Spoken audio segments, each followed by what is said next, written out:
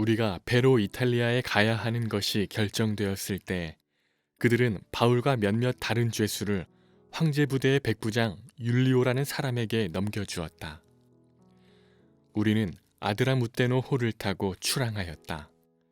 이 배는 아시아 연안의 여러 곳으로 항해하는 배였다.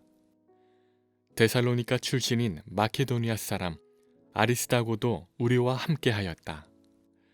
이튿날 우리는 시돈에 배를 대었다. 율리오는 바울에게 친절을 베풀어 친구들에게로 가서 보살핌을 받는 것을 허락하였다. 우리는 시돈을 떠나 뱃길을 갈 때 맞바람 때문에 키프로스 섬을 바람막이로 삼아서 항해하였다. 우리는 길리기아와 밤빌리아 앞바다를 가로질러 항해하여 루기아에 있는 무라에 이르렀다. 거기서 백부장은 이탈리아로 가는 알렉산드리아 배를 만나서 우리를 그 배에 태웠다. 우리는 여러 날 동안 천천히 항해하여 겨우 니도 앞바다에 이르렀다. 그런데 우리는 맞바람 때문에 더 이상 나아갈 수 없어서 크레타 섬을 바람막이로 삼아 살몬의 앞바다를 항해하여 지나갔다. 그리고 우리는 크레타 남쪽 해안을 따라 겨우겨우 항해하여 라세아 성에서 가까운 도시인 아름다운 항구라는 곳에 닿았다. 많은 시일이 흘러서 금식 기간이 이미 지났으므로 벌써 항해하기에 위태로운 때가 되었다. 그래서 바울은 그들에게 이렇게 충고하였다. 여러분, 내가 보기에 지금 항해를 하다가는 재난을 당할 것 같은데 짐과 배의 손실만이 아니라 우리의 생명까지도 잃을지 모릅니다. 그러나 백부장은 바울의 말보다는 선장과 선주의 말을 더 믿었다. 그리고 그 항구는 겨울을 나기에 적합하지 못한 곳이므로 거의 모두는 거기에서 출항하여 할 수 있으면 베닉스로 가서 겨울을 나기로 뜻을 정하였다. 베닉스는 크레타 섬의 항구로 서남쪽과 서북쪽을 바라보는 곳이다. 때마침 남풍이 순하게 불어오므로 그들은 뜻을 이룬 것이나 다름없다고 생각하고 닻을 올리고서 크레타 해안에 바싹 붙어서 항해하였다. 그런데 얼마 안 되어서 유라굴로라는 폭풍이 섬 쪽에서 몰아쳤다. 배가 폭풍에 휘말려서 바람을 맞서서 나아갈 수 없으므로 우리는 체념하고 떠밀려 가기 시작하였다.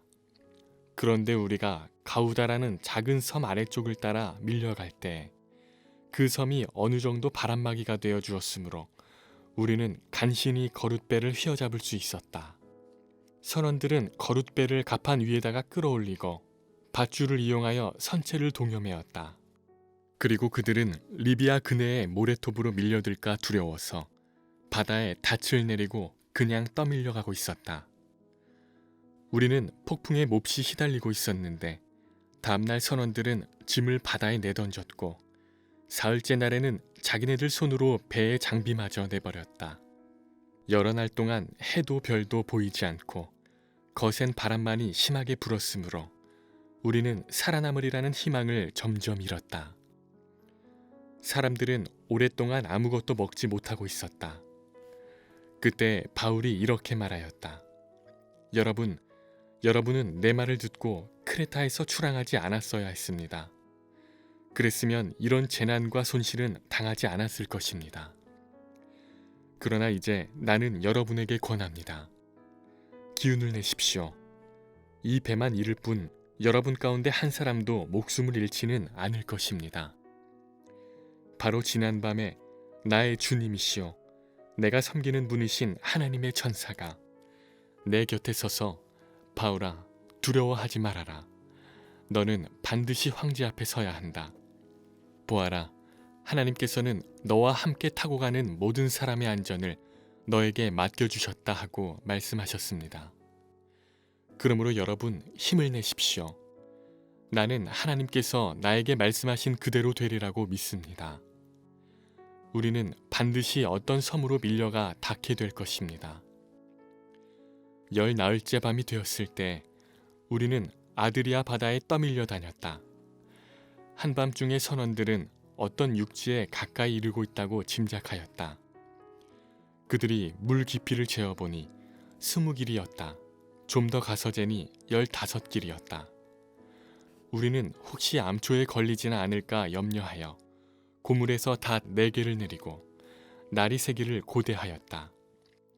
그런데 선원들이 배를 버리고 달아나려고 이물에서 닻을 내리는 척하면서 바다에 거룻배를 풀어내렸다. 바울은 백부장과 병사들에게 말하였다. 만일 이 사람들이 배에 그대로 남아있지 않으면 당신들은 무사할 수 없습니다. 그러자 병사들이 거룻배의 밧줄을 끊어서 거룻배를 떨어뜨렸다.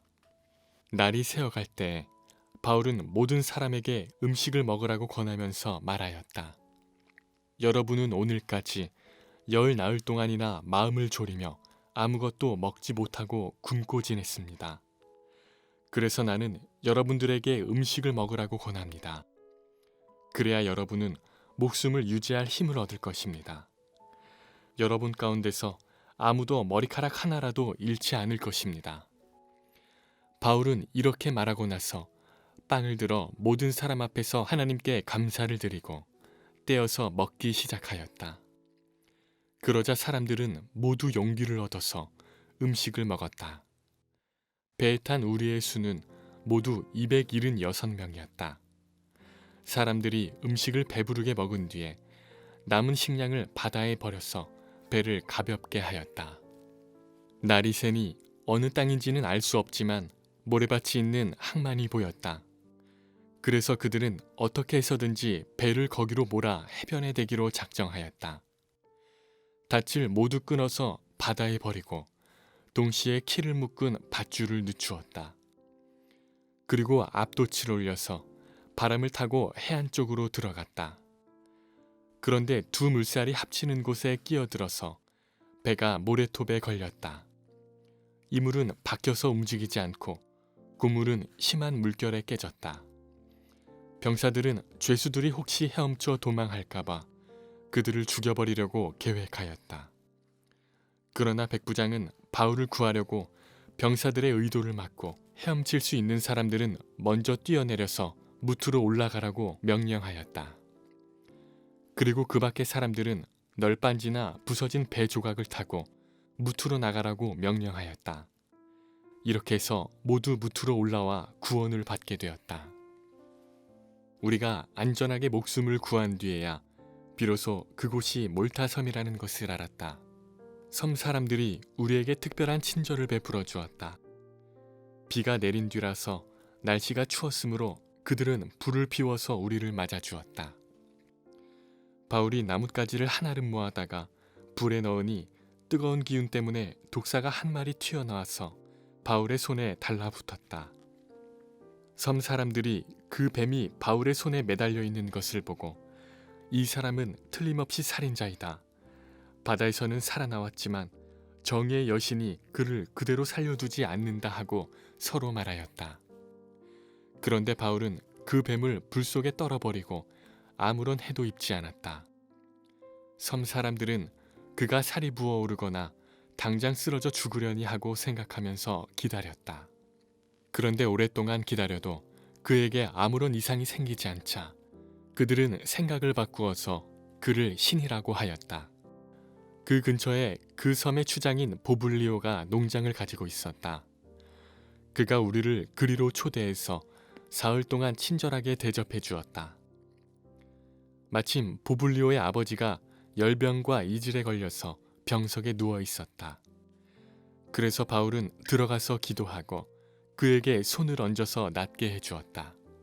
이런 일이 일어나니 그 섬에서 병을 앓고 있는 다른 사람도 찾아와서 고침을 받았다. 그들은 극진한 예로 우리를 대하여 주었고 우리가 떠날 때에는 우리에게 필요한 물건들을 배에다가 실어 주었다. 석 달 뒤에 우리는 그 섬에서 겨울을 난 디오스구로라는 이름이 붙은 알렉산드리아 배를 타고 떠났다. 우리는 수라구사에 입항하여 사흘 동안 머물고 그곳을 떠나 빙 돌아서 레기온에 다다랐다. 그런데 하루가 지나자 남풍이 불어왔으므로 우리는 이틀 만에 보디올에 이르렀다. 우리는 거기서 신도들을 만나서 그들의 초청을 받고 이래 동안 함께 지냈다. 그런 다음에 드디어 우리는 로마로 갔다. 거기 신도들이 우리 소식을 듣고서 아피온 광장과 트레스 마을까지 우리를 맞으러 나왔다. 바울은 그들을 보고 하나님께 감사를 드리고 용기를 얻었다. 우리가 로마에 들어갔을 때 바울은 그를 지키는 병사 한 사람과 함께 따로 지내도 된다는 허락을 받았다. 사흘 뒤에 바울은 그곳 유대인 지도자들을 불러 모았다. 그들이 모였을 때 바울은 이렇게 말하였다. 동포 여러분, 나는 우리 결례와 조상들이 전하여 준 풍속을 거스르는 일을 한 적이 없습니다. 그런데도 나는 죄수가 되어서 예루살렘에서 로마 사람의 손에 넘겨졌습니다. 로마 사람은 나를 신문하여 보았으나 사형에 처할 만한 아무런 근거가 없으므로 나를 놓아주려고 하였습니다. 그러나 유대 사람이 반대하는 바람에 하는 수 없이 내가 황제에게 상소한 것입니다. 나는 절대로 내 민족을 고발하려는 것이 아니었습니다. 이런 까닭으로 나는 여러분을 뵙고 말씀드리려고 여러분을 오시라고 청한 것입니다. 내가 이렇게 쇠사슬에 매여 있는 것은 이스라엘의 소망 때문입니다. 그들이 바울에게 말하였다. 우리는 아직 유대로부터 당신에 관한 편지를 받은 일도 없고 동포들 가운데서 아무도 여기에 와서 당신에 대하여 나쁘게 말하거나 소문을 낸 일이 없습니다. 우리는 당신에게서 당신의 생각을 들어보고 싶습니다. 이 종파에 대하여 우리가 아는 것은 어디서나 이 종파를 반대하는 소리가 높다는 것입니다. 그들은 바울과 만날 날짜를 정하였다. 그날에 더 많은 사람이 바울의 숙소로 찾아왔다. 그는 아침부터 저녁까지 그들에게 하나님 나라를 엄숙히 증언하고 모세의 율법과 예언자의 말을 가지고 예수에 관하여 그들을 설득하면서 그의 속내를 터놓았다. 더러는 그의 말을 받아들였으나 더러는 믿지 않았다. 그들이 이렇게 견해가 서로 엇갈린 채로 흩어질 때 바울은 이런 말을 한마디 하였다. 성령께서 예언자 이사야를 통하여 여러분의 조상에게 하신 말씀은 적절합니다. 곧 이런 말씀입니다. 이 백성에게 가서 말하여라. 너희가 듣기는 들어도 깨닫지 못하고 보기는 보아도 알지 못한다. 이 백성의 마음이 무디어지고 귀가 먹고 눈이 감기어 있다. 이는 그들로 하여금 눈으로 보지 못하게 하고 귀로 듣지 못하게 하고 마음으로 깨닫지 못하게 하고 돌아서지 못하게 하여 내가 그들을 고쳐주지 않으려는 것이다. 그러므로 여러분은 하나님의 이 구원의 소식이 이방 사람에게 전파되었음을 알아야 합니다. 그들이야말로 그것을 듣고 받아들일 것입니다. 바울은 자기가 얻은 셋집에서 꼭 2해 동안 지내면서 자기를 찾아오는 모든 사람을 맞아들였다. 그는 아무런 방해도 받지 않고 아주 담대하게 하나님 나라를 전하고 주 예수 그리스도에 관한 일들을 가르쳤다.